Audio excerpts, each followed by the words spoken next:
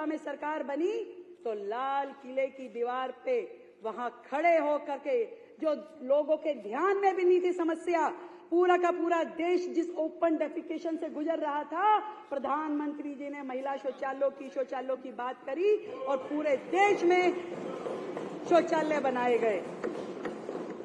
प्रधानमंत्री जी के इस विजन के साथ इसी के अनुरूप हमने घोषणा की थी कि दिल्ली की गरीब महिलाओं को प्रति माह 2,500 रुपए उपलब्ध कराए जाएंगे। और मुझे ये बताते हुए अत्यंत खुशी है कि न केवल इस योजना को महिला समृद्धि योजना के तौर पे लागू करने का फैसला 2025-26 में इसके हेड में हमने 5100 करोड़ रुपए का प्रस्तावित प्रावधान किया है। और साथ ही मातृत्व वंदना परियोजना के अंतर्गत जिसमें 21,000 रुपए गर्भवती महिलाओं को और 6 पोषण किट दी जाएगी, उसमें 210 करोड़ रुपए का प्रावधान किया है। पिछली सरकारों के विपरीत हमारी सरकार की नीतियां गरीबों को गरीब बनाए रखने और मध्यम वर्ग को बदहाल करने वाली नहीं होगी। सर्वे भवन्तु सुखिना, सर्वे सन्तु निरामया, ये भारतीय दर्शन के प्रेरित होकर हमारी सरकार झुग्गी बस्तियों में, अनारक्षित कॉलोनियों में, मध्यम वर्ग, उच्च वर्ग के इलाकों में रहने वाले दिल्ली वासियों की सुख सुविधा और स्वास्थ्य की समुचित व्यवस्थाएं करेगी।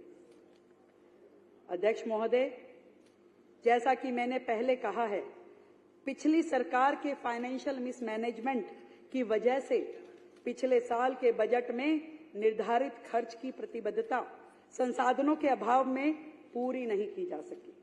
अतः चालू वित्त वर्ष में आय और राजस्व की स्थिति को देखते हुए वित्त वर्ष 2024-25 के संशोधित बजट के अनुमानों को घटा करके 69,500 करोड़ करने का प्रस्ताव है।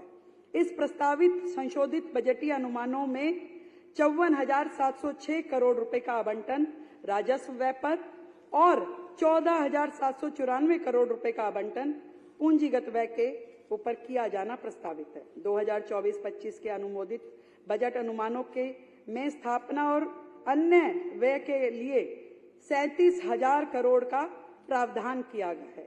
संशोधित अनुमानों में इसे घटा करके 36,650 करोड़ रुपए कर दिया गया है। इसी प्रकार योजनाओं, कार्यक्रमों, परियोजनाओं के लिए अनुमोदित 39,000 करोड़ के संशोधित अनुमानों को घटाकर 32,850 करोड़ रुपए किया गया है। महोदय, 2024-25 के दौरान संशोधित अनुमानों में 163 करोड़ रुपए की द्वितीय और अंतिम पूरक अनुदानों की मांग की आवश्यकता होगी। इसलिए पूरक अनुदानों की मांग के अनुमोदन हेतु सदन में मैं अनुरोध करती हूँ। मैं सम्मानित सदन के समक्ष अगले वित्तीय वर्ष का अनुमान प्रस्तुत करती हूँ।